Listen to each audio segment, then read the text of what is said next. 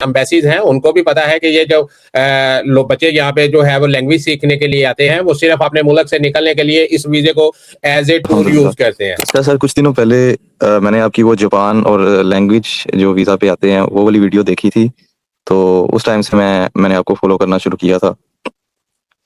अच्छा, ऐसा है कि मैंने भी जैसा आपने वीडियो में बताया है कि ये एजेंट्स के हथे चढ़ के अपना पाकिस्तान में यूनिवर्सिटी मैं पढ़ रहा था, वो ड्रॉप करके तो मैं अभी जापान में आके बैठ गया हूँ, और जो फिर आपने बातें बताई हैं वो फिर मैंने खुद फेस कर ली थी इधर आके। सही है। अभी नहीं, फिर तो जी, जी। ईमान बेटा जो चीजें हमने वीडियो में बताई हैं उसमें कोई फर्क तो नहीं है, कोई हमने गलत इन्फॉर्मेशन आपको दी हो या जो हमने वीडियो अपलोड किया उसमें आपको लगा हो कि अनायत भाई जो है वो जर्मनी में बैठ के या पुर्तगाल में बैठ के जापान के बारे में रॉन्ग इन्फॉर्मेशन दे रहे हैं। आपको हमारी वीडियो में कोई ऐसी चीज तो नहीं नजर आई? नहीं सर, बिल्कुल जैसा आपने बताया था मैं उसको कंफर्म करता हूँ कि बिल्कुल ऐसे ही है, और यहाँ सेटलमेंट करना मेरा ख्याल है दुनिया में सबसे मुश्किल है, और दूसरा लैंग्वेज बैरियर सबसे ज़्यादा जापान में ही है, तो नए आने के लिए बहुत ज़्यादा यहाँ जो है वो अपॉर्चुनिटीज़ कम है।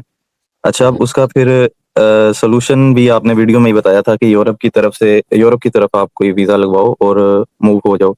तो उस पे मैं 1 डेढ़ महीने से काम कर रहा था।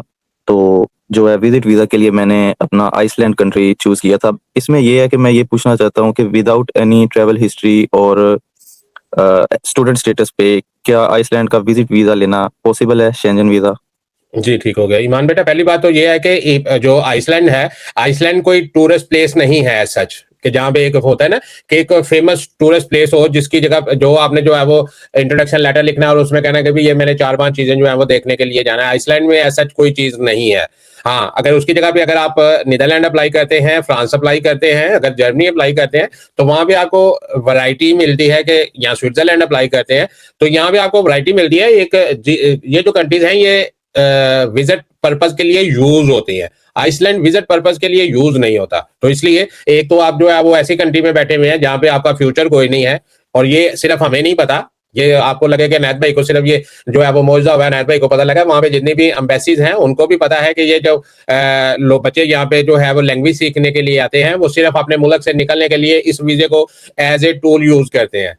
तो अगर आप उस मुल्क में चले गए हैं जहां पे आपने किसी के वीजे को एज ए टूल यूज किया हुआ है, क्योंकि वो जब आप वीजा अप्लाई करेंगे तो वो आपसे यूनिवर्सिटी का इनरोलमेंट लेटर भी मांगते हैं, वो आपसे वोकेशनल लेटर भी मांगते हैं कि किस दिनों में आपका जो है वो जो स्टडी शेड्यूल होता है वो भी आपसे मांगते हैं, वो आपसे जो आपने फीसें जमा करवाई हुई होती है वो भी मांगते हैं। तो उससे उन्हें पता चल जाता है कि आप कौन सा प्लान जो है वो लेके वहां पे गए हुए हैं, और उस प्लान का इन फ्यूचर जो है वो जापान को क्या बेनिफिट होने वाला है। तो अगर आप ऐसे प्लान में किसी में गए हुए हैं जिसका अभी आपको पता चला कि भाई ये यूजलेस है, आपके साथ जो है वो धोखा हो गया, यहाँ आप जो है वो गलत मुल्क में आ गए, तो यही सारी इंफॉर्मेशन जो है वो एम्बेसी के पास भी होती है, और ऊपर से पहले आप गलत लैंड पे बैठे हुए हैं, मुल्क में बैठे हुए हैं, और ऊपर से आप अगेन एक गलत मुल्क में विजिट वीजा अप्लाई करेंगे, तो वो बिल्कुल ही आपका जो मकसद है वो फौत हो जाएगा। तो इसलिए बेटर ये है कि अगर आपने अभी तक विजिट वीजा अप्लाई नहीं किया हुआ, मैंने अभी तक जापान से जितने भी वीजे अप्लाई करवाए हैं उसकी जो रेशो आई है वो 60% आई है, कि 60% बच्चों को वीजे मिले हैं और 40% बच्चों को वीजे नहीं मिले। वो जो 40% बचे थे उनमें से मैं यकीन के साथ ये कह सकता हूं कि 39% जो बचे हैं वो लैंग्वेज वाले बचे हैं। क्यों? कि अगर आप वहां पे कोई बैचलर करने के लिए गए हुए हैं, और बैचलर जो है वो आप किसी टेक्निकल फील्ड में करने के लिए गए हुए हैं, तो एम्बेसी को ये पता है ये बच्चा पढ़ने के लिए आया हुआ है। लेकिन अगर आप जबान सीखने के लिए जापान में आए हुए हैं, तो ये एम्बेसी को भी पता है कि इस बच्चे ने जबान सीखे पाकिस्तान में जाके किसी जापानी के पास काम नहीं करना। क्यों? कि ये तो खुद जो है वो अपने मुल्क से फरार हासिल करके यहाँ पे बैठा हुआ है, तो अब ये जो है वो जापान से फरार हासिल करने के लिए यूरोप में जाना चाहता है। इसका मकसद जो है वो घूमना फिरना, यहाँ टूरिस्ट नहीं है, टूरिज्म नहीं है, ये वहां पे जाके जो है वो सेटलमेंट करना चाहता है। तो इसलिए जिस मुल्क में आप बैठे हुए हैं वहां से वीजा लेके भी निकलना जो है वो कोई इतना आसान काम नहीं है। अगर कोई बच्चा जिसने जापान में जर्मन लैंग्वेज सीखने के लिए, जो जापानीज लैंग्वेज सीखने के लिए आया हुआ है, और वो जापान से वीजा लगवा के अगर यहाँ पे कोई आया हुआ होगा, हो अगर कोई इक्का दुक्का इस वीडियो के नीचे जो है वो आके कमेंट करता है कि अनैत भाई मैं लैंग्वेज सीखने के लिए आया था, तो मेरा जो है वो यूरोप का वीजा लग गया, तो फिर हम आपको भी रिकमेंड करेंगे कि भी आप भी वीजा लगवा लें। अदरवाइज हमारा पासपोर्ट ऑलरेडी बहुत ज्यादा डी वैल्यू हो चुका है। अगर आप इसके ऊपर एक और यूरोप की जो है वो रिफ्यूजल की स्टैंप लगवा लेंगे, तो इसका जो है वो वैसे ही जो है ना वो काम, वो क्या कहते हैं वो पंजाबी में, इसका वैसे ही काम जो है ना वो लग जाएगा। तो इसलिए जी। मैं आपको ये रिकमेंड करूंगा कि ये सारा करने से पहले आप अपनी थोड़ी सी ट्रैवल हिस्ट्री बना लें। आपके सराउंडिंग में बहुत सी कंट्रीज हैं, चाइना है, थाईलैंड है, मलेशिया है, इंडोनेशिया है, वियतनाम है, कंबोडिया है, लाओस है। इन मुल्कों की जो है वो थोड़ी सी जो है वो ट्रैवल हिस्ट्री बनाए और उसके बाद अप्लाई करें। और वैसे भी जी। उस वक्त तक जो है वो आपका जो है वो मेरा हाल है, आप जापानीज ही बहुत अच्छी सीख चुके होंगे, आपने जी। उसमें ही फाल फाल बोलनी शुरू कर देनी है। जी। अच्छा इनायत भाई, इसमें लास्ट ये है कि ये नियर जो सारे करीब कंट्रीज हैं, इनको अगर मैं करता हूँ विजिट, और इसके बाद कौन सा यूरोपियन कंट्री है, क्योंकि आपने बताया था कि 60% लोगों का अप्रूव हुआ है, उनमें से सबसे ज्यादा अप्रूवल रेट एक तो किस कंट्री का है, और दूसरा ये जापान से यूरोप अप्लाई करने पे बहुत कम इंफॉर्मेशन इंटरनेट पे पड़ी है, तो मुझे ट्रैवल के जो फंड्स है, बैंक फंड्स कितने होने चाहिए उसके बारे में कोई आइडिया नहीं, तो लास्ट में थोड़ा सा इसके बारे में गाइड कर दें ताकि एक प्लान मेरे पास हो। बैंक स्टेटमेंट जो है वो उसके लिए आपने जो है वो 5 से 6 हज़ार यूरो की बैंक स्टेटमेंट शो करवानी होती है। जी। इसमें आपकी नेक्स्ट जो बैंक स्टेटमेंट होती है उसकी जो है वो फीस भी होती है कि भी आप उनको ये भी दिखाना होता है कि भी पिछली मैंने जो है वो शो करवा दी है।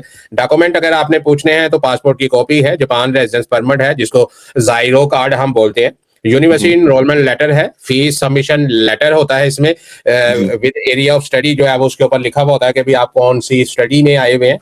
यही जी। एक जो है वो एनरोलमेंट लेटर जो होता है वो ज्यादा इंपॉर्टेंट होता है, जिससे उन्होंने जो है वो सारा असेस करना होता है कि भी आप क्या करने के लिए आए हैं। और उसके साथ जो है वो एक स्टूडेंट सर्टिफिकेट वहां से मिलता है, हॉलीडे लेटर वहां पे आपके पास होता है, जो स्टडी शेड्यूल जिसको हम बोलते हैं। उसके जी। बाद आपके पास जो है वो रूम लीज कॉन्ट्रैक्ट होता है जहाँ पे आप रह रहे होते हैं।